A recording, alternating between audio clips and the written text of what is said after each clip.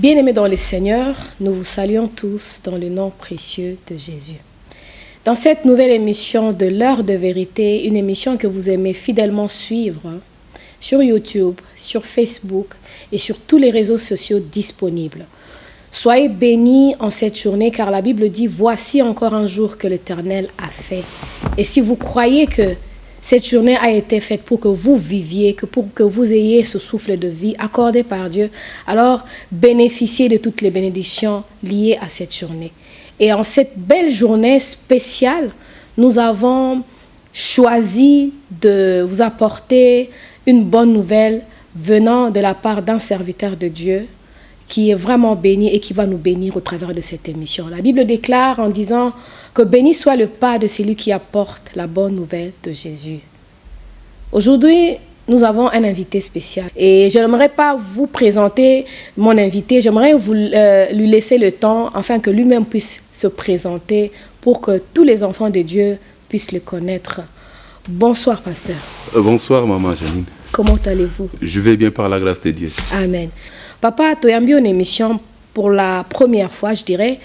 Et aux alamalamu, oye bananouko se présenter pour na bandeko na bao baebio, na bao nanu baebiote, na bao baebaro me baebara pe kombote, baebayo.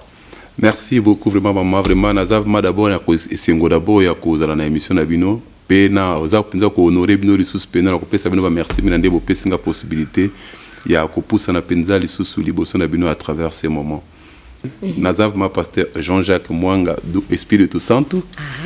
Ngai nazali pasteur nazo kusala msala nzambe na ville ya Hagen awa vraiment na église Christ ressuscité de Hagen. Donc nazawana, je suis marié avec ma femme Joanne Espírito Santo, père de 6 enfants dont 4 garçons et puis 2 filles. Mais ceux qui n'ont peut-être pas de sa biographie, peut-être n'ont pas vu vie d'anglais, peut-être n'ont pas moins temps. Pourquoi? Parce que Moussa Nanzambe, par la grâce de Dieu, la benga qui soit partir de Mboka Congo, kuna penza peut-être na moto, peut-être Rosa na besoin ko linga ko banga na mwa mulai.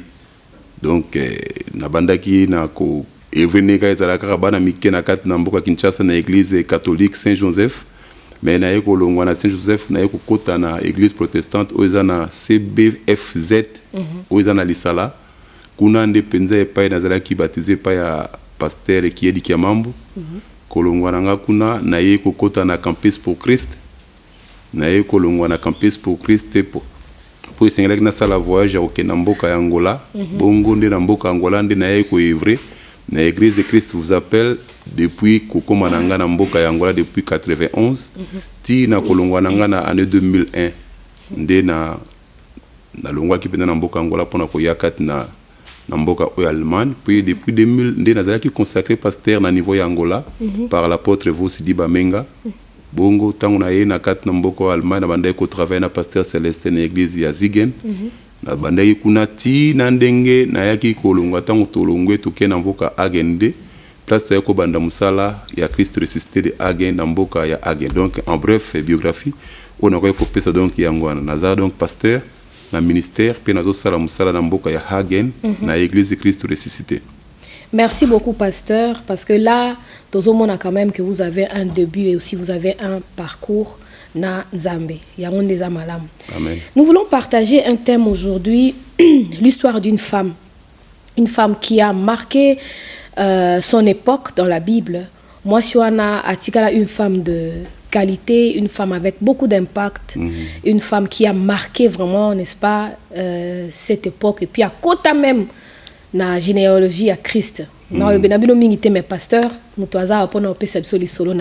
va parler d'une femme qui s'appelle Rahab. Alors, pour une histoire arabe, toyebi déjà pour na bateau baebi pe matkomi pour les lecteurs de la Bible baebi déjà bazawa pi auti wapi azanani toyebi. Mais nous voulons parler spécialement de cette femme.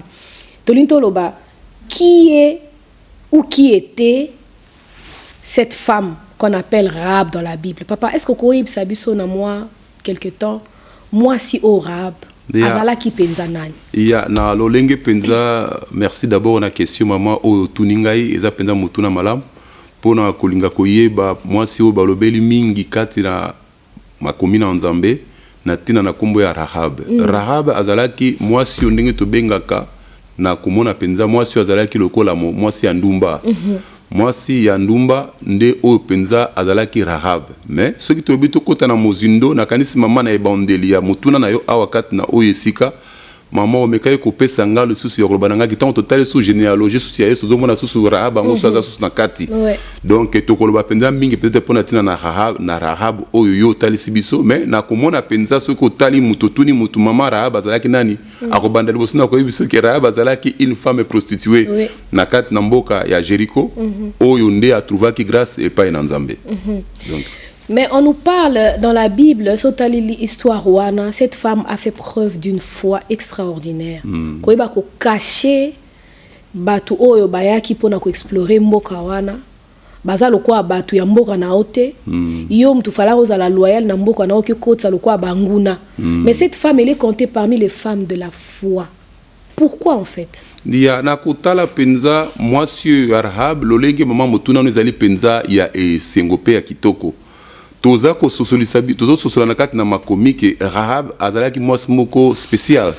Mama lobi ke Rahab azalaki moto oyo azalaki israélite te to azalaki elongo na bamboka ya ba Josué te mais esali ke na Rahab az bengami penza mwasi moko ya mutuya. Pourquoi? Parce que kondima d'abord premièrement pourtant tozo bela mwasi oyo azalaki na impact na kondima oyo azalaki na yango. Kondima d'abord tant tozo tala na kati na makomi tozo mona kondima ezotali sabiso kondima ezali assurance na mutu azali kondima likambo oya monite mazo kondima déjà que likambo wana esi salami. Pourquoi? Parce que kondima na ye atia ngwe pa na Nzambe. Mais na kotala na concept onga na zo kondima ezali ka confiance. Ezali confiance mingi na tina na mutu oyo aza penza na ko like pa na Nzambe. Bongo na mama na biso Rahab mama ndengi osili na koloba ye ko ndima oyo azalaki na yango ezalaki na lisolo oyo ayoka. OK. Bible zolo bana biso que la foi vient de ce qu'on attend et ce qu'on attend vient de la parole de Christ. Et cette femme Rahab même azalaki na kat na mboka ya bayuda te mais ye na mboka oyo azalaki ayokaki. Basango ya Nzambe oyo ya bayuda. E na koyoka basango ya Nzambe oyo ya bayuda na makambo oyo Nzambe yango asalaki na kolongola bana na Israël na kati na buumbu na mboka Egypte pona oke na kati na mboka oyo ezalaki kana nde yango nde epesaki ye confiance mingi epai na Nzambe wana.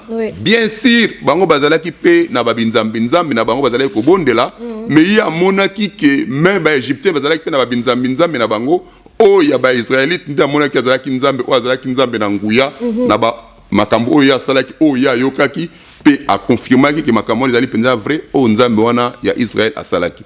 Nde esika penza esali ke confiance oyo azalaki na ngwe pa na Nzambe nde azalaki na possibilité ya kondima risque oyo yandimaki pona kobomba oyo ezalaki ba espion. Pasteur Ngazana Mutuna, est-ce que kota la qualité à moi si lokola Rahab selon histoire nengo meko betela biso on a moi résumé est-ce que qualité à moi si aboye Rahab total nous vit na ya prostituée total asko o ya komi na kati ya bonzambe parce qu'elle a fait preuve de foi.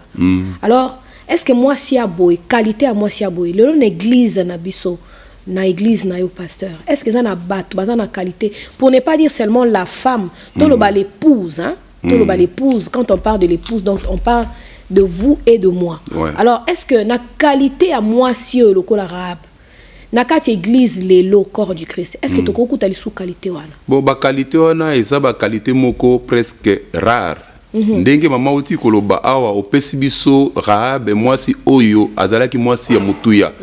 Mais soki to bandi kolinga ko meka ko limbola yango peut-être kozwa tango mo ebele. Pona kotala lolenge ya mwasi ya Rahab. Tokomona biloko mibale oyo eza kotalisa biso na Rahab. Mama otalisi biso lobi ke tolo bapenza mingi na kat na moment otozali ceux qui na kat na église tokokoza mwasi lokola Rahab na kanisa ezali penza difficile. Pourquoi na lobi difficile? Pourquoi? Parce que tango tozo mona Rahab tozo mona ba facette mibale ya Rahab. Tozo mona Rahab o azalaki prostituée pena Rahab oyo azu grâce et pas en Nzambe.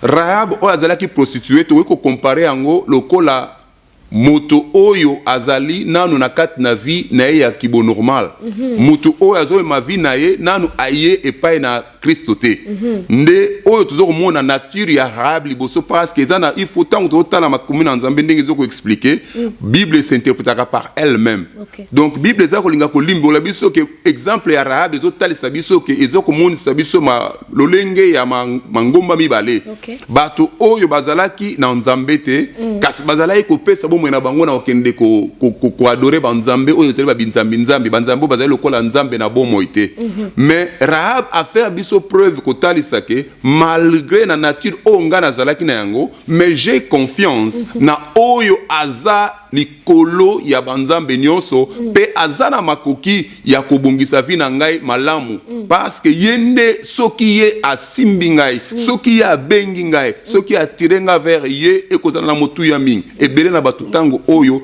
bazana confiance ya Nzambe wana lolenge mama Rahab azana yango te ebele na bato lolenge oti koloba kati na motuna na yo et même biso moko toza ko comprendre te que église ali bato oyo Nzamba bengi libanda na bango potoka ko former une épouse et une épouse oyo sengeli to la former pour na tina na Yesu Kristo ezali épouse oyo ko répondre na ba norme ya fiancé oyo ko ya pona ko balai donc Rahab azali exceptionnel pourquoi parce que tellement qu'il y a qui na confiance dans Nzambe nde akangama ki na Nzambe mais si qu'on attend o tozali tozomona na bana na Nzambe azali na kati na kolbana biso kazali na kati na lingoma na Nzambe mais azana confiance mingi epai na Nzambe te donc Rahab azali mwasi moko to ko pesa penda ba fleur pourquoi parce que azali mwasi o même na kozala na kati na lingoma na bana na Nzambe te ya talisi ke na confiance pourquoi parce que na yoki Nzambe ona pe na lolenge na sosoli na biloko Nzambe asalaki vraiment eza ko pousser ngai vraiment nazala toujours ya okangama na Nzambe pe na confiance ya Nzambe o amen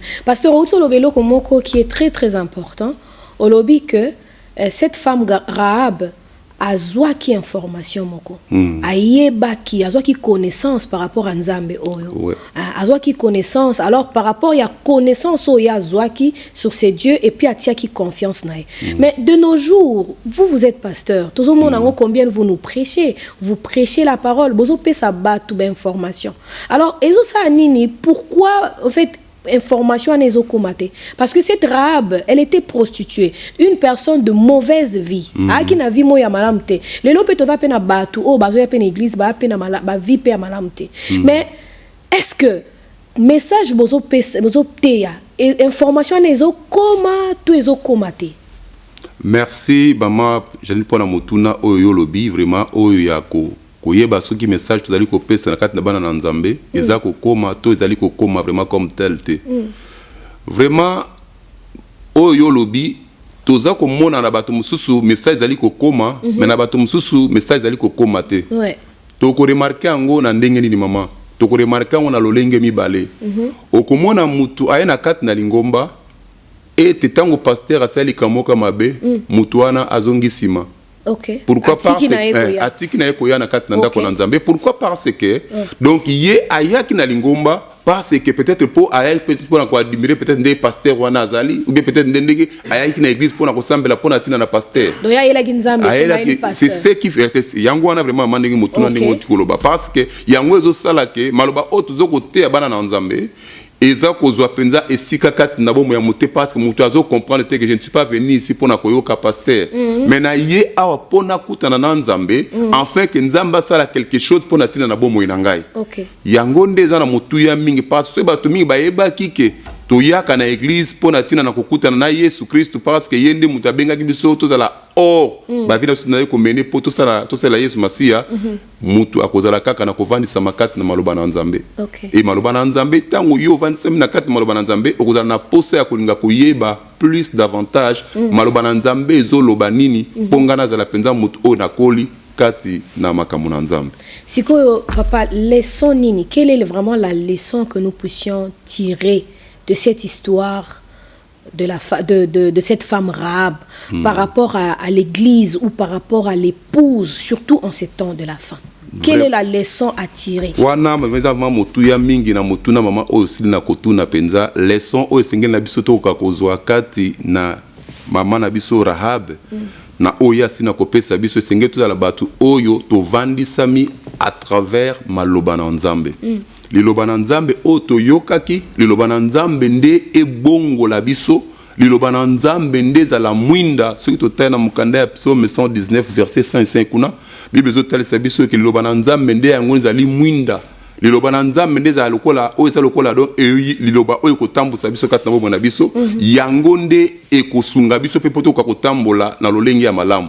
Tozala batu oyo tovandisami na maloba na nzambe parce que tango koyeba nde solo oyo ezali maloba na nzambe nde moto nde akangolamaka a partir ya koyeba solo oyo ezali maloba na nzambe. Soki mama Rahab azalaki na kondima parce que ayokaki oyo ezalaki nzambe ya baisraélite kosala mpona ntina na bana na Israël mpe asimbi confiance wana epai na nzambe parce que azalaki sûr et certain ke na nzambe soki na tie confiance epai na ye nde na kozwa oyo ezali mpenza lobiko kati na oyo ngai naza na yango posa e tomoni kati na makomi Bible etalisi biso ke a partir ya Rahab nde esali ke même libota ya Rahab mpe basili na kobikisama tomoni mama ya Rahab bazalaki na kobikisama papa ya Rahab me bandeko nyonso po bango mpe babikisama lokola Rahab bazalaki na kobikisama esengelaki bakota na kati na ndako oyo ya Rahab. Amen. Amen. Papa outokolobelo moko boye nali nazonga sumu asima moke touti oloba likambo ya bandeko ndenge lobi deux races ya bato bayaka na église mosusu azoya malobe ezokoma mais mosusu azoya information ezokoma te pourquoi parce que ya azoya pona nzambe te mazoya pona église wana siko oyo lobi du côté du pasteur siko nzora neso tozongi siko na côté ya bandimi bandimi baoloba te ngana yaki na ndenga bien mais pasteur wana nde betamboleli na ye ndenge ezongisinga sima po tozo kango mingi tozo lelo tokomi kozala confronter na ba dire mususu ya bato musu bazo bana yaka na nga bien église na yaka pena pona bongo la mutema metant na kuti pasteur wana ndenga azalelaki en tout cas ezongisanga sima donc ici il y a la part du pasteur il y a aussi la part du croyant o azo ya en église parce que yo utolo belanga de la part du pasteur aux autres pesa na osano musala mais mutu musu azo ya na epona olia yo kanza bazo ya nepona yo ya tali erreur no mbala mo azongisima mais siko pendant siko ke ndeko azo babite nga pena erreur wana ndem tezongisanga pena sima siko ye azo bakina yaki na nga bien pona yo kana nzambe mais yo mutu ozongisanga sima pona esko kolobani ya mama ozana raison parce que tozana tango oyo bazo tozolo batango ya confusion oui pour ba pasteur ebele ba mo qui na lobby pasteur pourquoi parce que ezali penza pasteur oui. Pourquoi parce que na kat na Bible singil na moyebake ezana ba pasteur peza na ba pasteur te OK ezana ba tumi tozo benga bango ba pasteur mais na kotala penza na esaleli na bango baza ba pasteur oyo bako baza ko lobake bo sala obso zali ko côté ya bino mais bo sala obso zali ko sala te na wana yango na za penza na boke pour expliquer yo parce que pour te dire qu'il y a des faux pasteurs oyo bazo sala pe musala nzambe pe bazo benga bango ba pasteur parce que ceux qui ont nazali pasteur et local bosso faut nga ko comprendre na kozala nanga pasteur il faut nazala imitateur ya Christ parce qu'un pasteur n'est pas un patron un pasteur n'est pas un chef l'église ezali ya nzambe pasteur azali moto oyo pe azali mosali oyo nzambe par sa grâce a récupéré ye a pesi le tomo ona kosunga bana na nzambe pa kende na lola donc ngai moko d'abord en tant que pasteur nazali mutu ona koyiko betsa mondimi libakute il faut ngambo na za d'abord exemplaire pour ka ngai moko na pe nazali pe ko faire partie na kati ya corps o Yesu Christ ndali moto lokwa naza ko faire partie na kati ya corps na koko lingate partie ya nzoto ya Christ na komitungisama donc ngam moko d'abord moto abengi pasteur il faut la moto o azali d'abord serviteur Bible zo bana biso ke moto ali ko zala moto monene na miso na bato il faut yende azala moto o azali ya muke no yango ndelo ko peut-être mama ezangi na biso ba pasteur biso ba pasteur donc tuzo mona yango ke donc ezana ba pasteur mingi ndi bazana lolendo kat na bavina bango mais pona ko sala musala na nzambe baza ko se comporter na lolenge moko ozali ko betisa bandimi mabaku mais na biso o tuzali ko landa mwa muke nzambe toza kolinga ko sepelisa nde nzambe ke ko sepelisa batu te to kolobaka na bande ko na ka ke bino bolanda libaku ya pasteur te mais bino nde bobon de la mingi bino nde bosunga parce que Bible ezotalisa biso ke pour batangue loko ezali faux il faut na loko moko ya vrai pezala parmi ba pasteur na makambo na nzambe ndi blezo ba na mikolo ya suka il y aura des loups raviseurs ba kozala kati na elongo ya ba pasteur pe na nzambe bango bazana ka pona kolongola bana na nzambe na nzela o esali ya malamu pona ko servir nzambe mais pona tina na biso bana na nzambe tozala kaka na kolanda maloba na nzambe mais to sunga pe ba pasteur wana parce que toza pe na kati na Lingomba pona kosunga pe pasteur ceux qui azali penza kotambola na lolenga malamu te. Le diable il travaille hein pasteur. Amen. Il penza azo travailler que ce soit dans la cachette hein dans azo bo na ko bomba ma travailler mais visiblement peut tout monde na misala na. C'est-à-dire o azo sala pendant qu'aza caché azo sala minene et puis visiblement tout le monde en après azo bimisa on a poisa to comme kutuna ko lobage satana o bata mali souste donc comme tia maramna visible ce qui prouve que lui au moins il fait sa part il travaille ce que dirons-nous pour ces pasteurs nengo to lobage za pe belé baza balou ravisseur et tout quel est le remède que vous étant qu'un bon pasteur pourrait apporter pour que likambo soit fin. Pourquoi? Parce que dans le lobby bien le diable travaille. C'est-à-dire yeso kazo azota la lobby mais comment bano yoto ko zo bango souste. So ba lobby ke ba komo prier mingi, ba komo kene mingi ba jeune, ba komo kota mingi ba jeune prier, ba komo kene ba veiller, ba mangengenge ba qu'est-ce qu'il va faire? Le but to créer ba réseaux sociaux, to créer ba portable pour que ba soit plus de temps na portable au lieu de la parole. C'est-à-dire il a travaillé dur pour que na place wana epita na lo kama portable biso sto na kati pasteur. Amen. Alors voilà. Siko hier au moins il a travaillé pour que à distraire ba nanzam, c'est-à-dire a travaillé pour son compte et puis a gagné pour l'instant. Alors, quel est le remède que vous étant que pasteur aurez voulu ou bien au coquille peut-être ko balobande nini o meka ko conseiller on a bandeko na yo pasteur hein bandeko ba serviteur le kola yo pour que to beau travailler pour le camp du Christ, c'est-à-dire bino pebo luko sale loko moko o sala ke ndenge satana zo linga gagner bino sko bo arracher bana wana bozong sa bango na nzela nzambe ko de peupler l'enfer pour peupler le ciel. Quel est le remède que vous pourrez proposer même?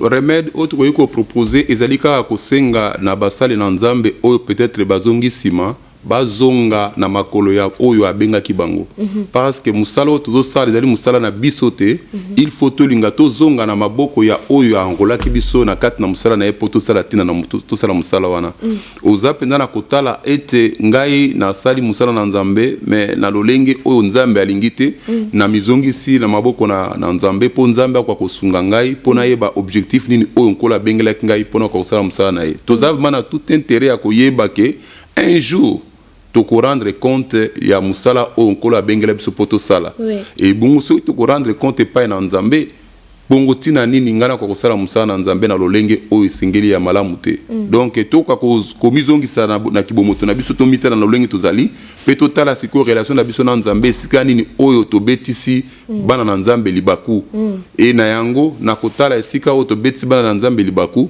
to linga to zonga na makolo na nzambe po nzambe asunga biso po to ka kosala malamu po bana na nzambe baza na esengo ya ko tala basala nzambe na bonde bakomi ko tambola donc to zonga pena na kotala esika to betisa bana na nzambe libaku to meka ko bongisa po ne permettre biso sala marche malamu na nzambe nde yango ezala pena na mutuya to kosenga na basala na nzambe baza ko tambusa na lolenge malamu te bazonga na makolo na nzambe pe ba tala esika ni oba koisamaki bazonga pa na nzambe po nzambe asunga bango. Amen.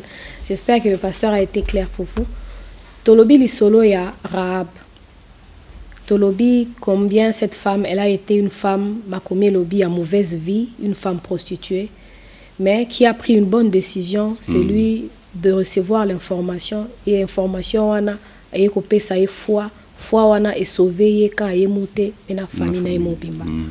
Alors, est-ce que dans un conseil moko yo kopé ça ndeko mwasi ndeko mobali par rapport à cette histoire de Rahab? Au conseil nini parce que l'obi likambu ya foi et la foi c'est quelque chose de très important dans la vie d'un enfant de Dieu papa. Beaucoup ba otambola lelo aya ka église madana kondima te wana pe ba makamna ba mingi pe abonde la mais ezo sala mate azo ya kaneka église mais mambe belé pezo se réaliser te nzo ane so talibaza likamango foi nde ezala été. Alors papa, quel est le conseil que vous voudriez apporter à une femme qui peut être aussi être une Rahab d'aujourd'hui, une épouse du Christ? Moi la mobali to moi si o akoza la Rahab ya lelo. Vraiment et loko kanga na kopesa lokola conseil ndenge mama nanga chani na uti koloba conseil na kopesa kaka na bandeko na biso mibali pe basi po biso nozali ko former o ezali penza lingomba to babengi église to zali basi oyo nkola zali ko bongisa po tango ye akoya aya kozwa biso esika ya kozala pe biso pe tozala. Amen. Namonaka kati na mokili oyo tango mutu aza kobongama pona akende na libala tomonaka lolenge mwana mwasi abongamaka. Mwana mwasi abongamaka pona libala azalaka na besoin te à perdre libala na ye. Oui. Tellement qu'azan a besoin de perdre libala na été, azalaka toujours prêt pour na ko sala o ezali volonté ya fiancé azali ko ya pour na ko pesa libala. Donc to ka ko sosola kati na biso ke il y a un fiancé o ya zwaki biso na esika tozalaki na potopoto lokola Rahab na lolenge ya nati o babengela ki ekala. Et yesiko azwi biso sikoyo pona asunga biso. Parce que tant que tout le monde a Rahab, barabi que les deux espions bayaki pona kopesa Rahab bayaki pona ko expioner mboka. Mais tant que Rahab ayokaki pe amoni batango a confirmé que réellement bato bazali bato o ya nzambe o ya bomo o alongola ki bana Israël na Egypte ba ko tsabango na kati na mboka o zombo na kati na mboka kana. Donc tant que bino bokoya tango bokoya po bozwa mboka. Donc bobo sanangaite. Il faut tout comprendre que Yesu Masia ayaki pona bato malamu te. Ayaki pona biso tozalaki na tango kotam sabona biso na ndenge biso moko to lingi. Mais tango ayaki azwi biso sikoyo abandi ko bongisa biso par l'eau de sa parole pona ko rendre biso à la pire afin que tango yakoya biso o zali bana na bana mibale pe bana basi tozala bato tozaya ko bongama o yakoyi kozwa po tozala enlevé et long. Donc bana mibali na bana basi biso banso to ali na kati penza ya esengela biso la komi bongisa malokola mwasi o azana besoin ya libala. Mwasi azana besoin ya libala azalaka na komitala azalaka na komi batela azalaka na comportement moko ya mwasi o azana libanda te. Azalaka na comportement ya mwasi o azako sepelisa mobali o ya koya pona kobala ye. Azalaka na mwasi o azalaka na comportement ya malamu po ya biki so famille ya mobali na ngaba moninga na comportement malamu e kosala ki babala ngai. Mais ceux qui ba moninga na comportement malamu te e kosala ki peut-être bango pa ko kozwa ba décision mususu. Donc pona ezala e komela biso na lolengi wana te Yesu azoya pona kozwa mwasi o ezali biso.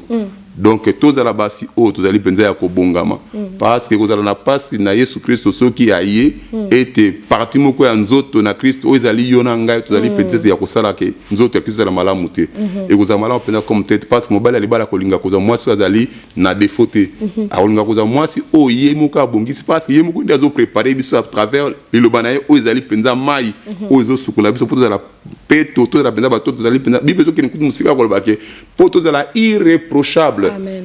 Irréprochable pour tant qu'on présenter biso liboso na ye pona ko zabiso alo wana botala o ezali mwasi nga bana bongisaki pona ko bala. Donc tous za bato tozali penza ya ko talela ba pasteur te ko talela bato te mais bato toza ko bongama parce que yebi que un jour les fiancés viendra pour nous prendre en mariage pour tous anaye longo. Amen. Merci beaucoup pasteur. To comme nous sommes presque à la fin de notre émission. Merci d'avoir été mon invité. Non, ngande kutupe na kopesa yo pe merci mingi penza pe merci mingi na mama pastorine penza mado Benson penza na ndenga opportunité a pesinga ipona kukakoloba lisusu na tina likambo etali penza kondima ya Rahab mwasi oyo azalaki na tina teme nzambe apesi tina qui na confiance en Nzambe. Amen. Merci merci. Merci beaucoup à maman pasteur Mado Benson. Que Dieu vous bénisse, que Dieu vous garde. Merci pour cette page de l'émission Oyo et Sali que yaza un peu libanda ngana ina kati. Bon mais ça na comme ça bo banomona babilonge belé na kati. Amen. Nzamba za nabino. Juste une petite dernière question papa pour to clôturer na biso émission. Benana no mato ina pasteur moko boy. Nathan de la fin. Benana no mato ina pasteur moko. Tozo benda kaka ba pasteur po singela psote. Pe avant biso to kota na musala yango za na bato abandai ko sala musala yango. Donc il faut to rendre exemple ya yemoko le véritable pasteur par excellence o ezali Yesu Kristo. Amen. Yende azali penza lokola modèle o biso so pasteur faut to kende. Donc to tambola na lolenge oyo ya Yesu Masia ndenga sila kina koloba mais ezalate que yo moni église de ko les ali siko la propriété privée na yo parce que ezali propriété privée na yo te mon frère ezali église o ezali en Nzambe un jour ngana yo tokopesa compte pa na nzambe na mukolo yango et na mukolo yango kozala yo moko liboso na nzambe kozala na ba excuse te. Donc tant auto ko bongisa ezali tant auto na bomoy nde ko permettre biso to ko mima bana na nzambe na nzela oyo ko permettre bango baza na bomoy ya seko. Vraiment to longwa kati na makambo ezali ko pesa nzambe lokumu te biso a pasteur to longwa na lolendo parce que yango ndezo obenda penza kanda na nzambe mais to zala bato zali na komikitisa tozo mona ka Christ yinda zala élevé na o nyonso biso ko sala to tia Christ en première position pe to landa bitambe o Yesu Kristo ye o azali modèle na biso ya consommation ya kondima na biso. Vraiment yango to ko bakolo a pambola na majanine. Amen. Restez toujours branchés sur cette émission L'heure de vérité et nous vous promettons toujours de belles histoires, nous vous promettons toujours de beaux thèmes, de bons thèmes. Oyo édifié Yonanga et Sikatozali et soyez bénis dans vos maisons et à l'heure à laquelle vous allez nous suivre, que Dieu vous bénisse, que Dieu vous assiste, que le Saint-Esprit vous ajoute. Oyo bisona pasteur awa tolobelité. Soko ozala lecteur de la Bible, va lire cette histoire de Rahab et le Seigneur va vous bénir au travers, n'est-ce pas, de cette émission et aussi par rapport à la lecture de la Bible que vous allez faire. Restez toujours branchés sur l'heure de vérité. Nous bénissons maman, pasteur Mado et en tout cas merci beaucoup pasteur d'être venu. Nous vous reverrons en tout cas et nous serons vraiment heureux et honorés. Merci vraiment na ndenge vraiment benga na émission et zala ki dans la kanti référence maman lobi beaucoup kotala na kat na makomi et na Josué chapitre 2 au bandi penza à partir du verset 8 au kititi na verset 15 peut-être comme on yango au kende pe na Jacques kuna chapitre 2 pe na verset 18 na 25 pe comme on appelle sous masolo na mama na biso Rahab. Papa, est-ce que moyen zali opambola biso na kokisukisa na prière ya suka? Problème exactement maman kolo na bikamo nzambe na elonga to pesio lokumu penkembo pe masanjoli po yondo permettra ki par ta grâce to zala lisusu pe oranda ki journal lo possible. Amen. Kolo ma kometa distribution nous allons mettre ya temps pe à circonstance. Kolo circonstance on éternité kolo yo yebaki yango. Yo permettre par ta grâce to zala suskat na oyesika père de gloire enfin to zala sus na ko partager na mananga jani limba ya kat na oyesika pe na bande konanga et Roger limbayo azal kat na réalisation ya kat na émission oyo na bande konyonso tika lokumu kembo masanjelo zongo bele pa na osi na kopesa biso kat na oyo sika yo o ngai to ka ko sosola na tina na ndeko na biso Rahab oyo azalaki mwasi na mabe pe akomaki mwasi na malamu po azalaki na confiance pe na tina na nzambe kolo o to sina ko kat na oyo sika kolo na bandeko bazali ko landa biso kat na oyo sika nkolo tika yo botisa quelque chose kat na bango père de gloire parce que le bina biso kondimizali ko uta na otzana na koyoka bango bayoki oyo ngana mwana nga jani tonguti ko kabola kat na oyo sika nkolo moko na mususu azo par oyo ko sala ete atambola na kobanga yo pe atambola na lolenge oyo lingi. Cher Saint-Esprit, tu as posa plus yondo sunga biso pour la makasi na biso moto kakosala loko moko te yo sunga biso afin que to tambola na kobonga na lolenge mwasi ya bonga maka pona koyeba ete mobali alibala zali koya pona kozwa mwasi po bazala na ye elongo to pamboli monene na wana émission sina ko pesa biso mkono weza yake émission moko ya malamu tika pe o pambola o ezali penza émission oyo ekende toujours na liboso bande konoso bakole kapé na simana ngai père de gloire bazala pe na eloko pe ya komema lisusu 4 na 1 plus 4 na vie ya ba Kristo nyonso tika lokumu ke masande lezongo bele pa na yonkolo na komona mokonzi Yesu azali mokonzi na biso ndeto bondeli. Amen. Amen. Que Dieu vous bénisse. À la prochaine. Bye bye.